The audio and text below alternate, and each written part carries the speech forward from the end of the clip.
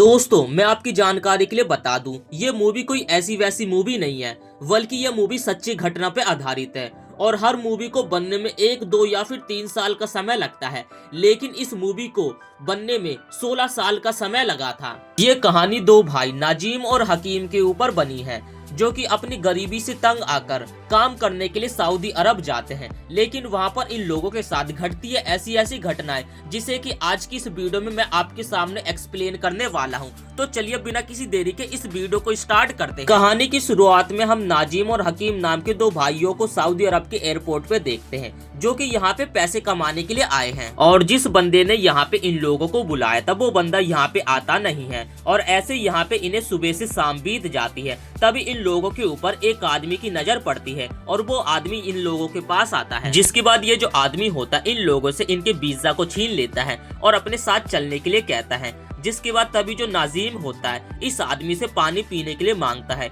लेकिन ये आदमी उसे पानी नहीं देता है और कार के अंदर बैठने के लिए कहने लगता है। ये बात यहाँ पे नाजीम को थोड़ी सी अजीब सी लगती है। काफी लंबा सफर करने के बाद वो जो आदमी होता है नाजीम और उसके भाई को एक रेगिस्तान वाली जगह पे लेकर आ जाता है। नाजीम और हकीम यहाँ पे काफी ज्यादा डरे हुए थे, क्योंकि रात भी बीत चुकी थी और कल से इन लोगों ने यहाँ पे कुछ भी नहीं खाया था। हकीम इन लोगों को अपनी बात समझाने की कोशिश करने लगता है, क्योंकि हकीम को इंग्लिश बोलनी आती थी। लेकिन वो जो लोग होते हैं यहाँ पे हकीम और नाजीम को एक दूसरे से अलग कर देते हैं और हकीम को कहीं दूर भेज देते हैं। इसके बाद रातों रात वो जो शेख होता है नाजीम को अपने साथ कहीं और लेकर आ जाता है और उसे यहाँ पे अकेले ही छोड़ देता है। तभी यहाँ पे नाजीम की एक बूढ़े आदमी से मुलाकात होती है। उस बूढ़े आदमी को हिंदी बोलनी आती थी, लेकिन यहाँ पे नाजीम को हिंदी बोलनी नहीं आती थी, क्योंकि नाजीम एक पिछड़े गांव का था, जिस कारण उनकी भाषा थोड़ी अलग थी। नाजीम इशारों में उस बूढ़े आदमी से पानी पीने के लिए मांगता है, जिसके बाद वो जो बूढ़ा आदमी होता है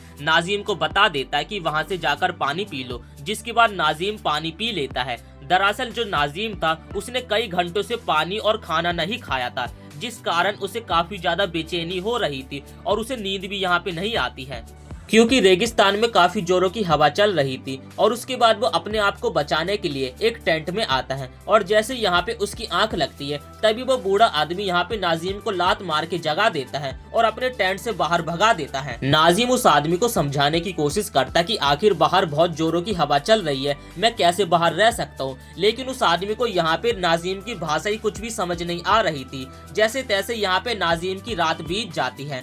तभी नाजीम की नजर उसी जंगली बूढ़े आदमी के ऊपर पड़ती है, जो कि बकरियों का दूध निकाल रहा था। वो नाजीम को अपने पास बुलाता है और दूध के गिलास को नाजीम को देता है और कहता है कि जाकर मालिक को दे दो। लेकिन जो नाजीम होता है उसे लगता है कि उस बूढ़े आदमी ने उसे दूध पीने के लिए दिया है, जिस कारण नाजीम यहाँ पे गट गट करके दूध पीने लगता है। और ये देखकर वो जो बूढ़ा आदमी होता है काफी ज्यादा घबरा जाता है और तुरंत वो यहाँ पे नाजीम के हाथ से उस दूध के गिलास को छीन लेता है। और उसके बाद नाजीम को यहाँ पे वो बहुत ही ज्यादा कड़ी खोटी सुनाने लगता है और कहता है कि अगर मालिक ने तुम्हें देख लिया होता तो वो तुम्हें काफी बुरा मारते। तब वो बूढ़ा आदमी नाजीम को इशारों में दूध के गिलास को अपने मालिक के पास ले जाने के लिए कहता है, और उसके बाद यहाँ पे नाजीम वैसा ही करता है। जिसके बाद वो जो आदमी होता है नाजीम को इशारों में दूध निचोड़ना सीखने के लिए कहता है। लेकिन जो नाजीम होता है उस आदमी के यहाँ पे पैरों में झुककर माफी मांगने लगता है और कहता है कि प्लीज मुझे यहाँ से जाने दो। लेकिन वो जो आदमी होता है नाजीम की एक भी बात नहीं सुनता और नाजीम को धक्के मार के अपने टेंट से बाहर निकाल देता है। तभी नाजीम के पीछे वही कार वाला आदमी आ जाता है, जो कि यहाँ पे नाजीम को लेकर आया था। नाजीम तभी उस आदमी के पास भागकर आता है और उसे अपने कंपनी के डॉक्यूमेंट दिखाने लगता है कि मैं कंपनी में काम करने के लिए आया था। लेकिन वो जो आदमी होता है नाजीम के सामने उसके सारे डॉक्यूमेंट्स को फाड़ देता है, जो देखकर यहाँ पे नाजीम के पैरों तले जमीन खिसक जाती है और वो यहाँ पे काफी ज्यादा घबरा जाता है। तभी वो जो बूढ़ा आदमी होता है नाजीम को अपने पास बुलाता है, जिसके बाद वो जो आदमी होता है नाजीम को कुछ खाने के लिए देता है। और 2 दिन के बाद पेट भर के खाना खाने के कारण नाजीम भी यहाँ पे काफी ज्यादा खुश होता है। जैसे तैसे यहाँ पे नाजीम की दूसरी रात बीत जाती है। सुबह होते ही नाजीम हल्का होने के लिए जाता है। तभी उसके पास यहाँ पे उसका मालिक आ जाता है, जो कि उसे कहता है कि तुम इस तरीके से पानी को बर्बाद नहीं कर सकते, पानी बहुत ही ज्यादा कीमती है। और वो यहाँ पे नाजीम से पानी को छीन लेता है। कुछ देर बाद यहाँ पे एक पानी का टैंकर आता है। उस टैंकर वाले आदमी से यहाँ पे नाजीम बात करता है और उसे समझाने की कोशिश करने लगता है, लेकिन उस आदमी को यहाँ पे नाजीम की बात ही समझ नहीं आ रही थी। तभी यहाँ पे नाजिम का मालिक आ जाता है, जो कि इन लोगों को बात करते हुए देख लेता है। उसे लगता है कि यहाँ पे नाजिम कुछ गड़बड़ करने की कोशिश कर रहा है, जिसके बाद तभी वो एक बंदूक को निकालता है और वो नाजिम के ऊपर तान देता है। नाजिम कहता है कि मुझे एक बार माफ कर दो। रात के समय नाजिम उस बूढ़े आदमी के पास आकर पूछता है कि तुम्हें यहाँ पे फंसे हो कितना समय बीत चुका है, जिसपे वो बूढ़ा आदमी नाजिम को बताता है कि एक बार अगर कोई आदमी यहाँ पे आ जाए तो वो यहाँ से बिल्कुल भी नहीं जा सकता। अगली सुबह नाजिम का मालिक उसके पास आकर नाजिम को बकरियों का दूध निकालने के लिए कहता है, क्योंकि वो जो बूढ़ा आदमी था वो काफी देर से कहीं पे भी दिखाई नहीं दे रहा था। नाजिम को दूध निकालने का कोई भी एक्सपीरियंस नहीं था, जिस कारण वो बकरी यहाँ पे उसके ऊपर हमला कर देती है और यहाँ पे नाजिम पीठ के बल नीचे गिर जाता है। लेकिन इस काम को भी नाजिम धीरे धीरे सीख लेता है और यहाँ पे उसे रहने का तरीका भी समझ में आ जाता है। एक दिन काम करते समय नाजिम कार के शीशे पे अपना चेहरा देखता है और वो अपने चेहरे को देखकर यहाँ पे काफी ज्यादा मायूस हो जाता है और वो अपनी किस्मत पे काफी ज्यादा रोने लगता है और वो सोचता है कि पहले वो कैसा था और अब उसकी हालत कैसी हो चुकी है, जिस कारण वो अपनी जान देने की कोशिश करने लगता है और वो अपनी जान देने के लिए एक खाई के ऊपर आ जाता है और खड़ा हो जाता है। तभी नाजिम की नजर कुछ गिद्धों के ऊपर पड़ती है, जो कि एक लाश को खा रहे थे, जिसके बाद नाजिम उस लाश के पास जाकर उस लाश की तलाशी लेने की कोशिश करता है और नाजिम देखकर काफी ज्यादा हैरान हो जाता है। ये लाश उसी बूढ़े आदमी की थी, जो कि बूढ़ा आदमी के साथ नाजिम काम किया करता था और ये देखकर तो नाजिम और ज्यादा यहाँ पे मायूस हो जाता है। नाजिम तभी सोचता है अगर वो अभी यहाँ से नहीं गया तो अगला नंबर उसका है और उसका भी इसी बूढ़े आदमी की तरह हाल हो जाएगा, जिस कारण नाजिम यहाँ से भागने की कोशिश करने लगता है। लेकिन नाजिम का जो मालिक होता है एक ऊंट के ऊपर बैठकर उसका पीछा कर रहा था और फिर वो नाजिम को रोकने के लिए उसके ऊपर फायरिंग कर देता है और नाजिम के पास आकर उसे काफी बुरी तरीके से मारता है और यहाँ तक कि नाजिम के पैरों को भी तोड़ देता है, जिससे नाजिम यहाँ से भाग ना सके।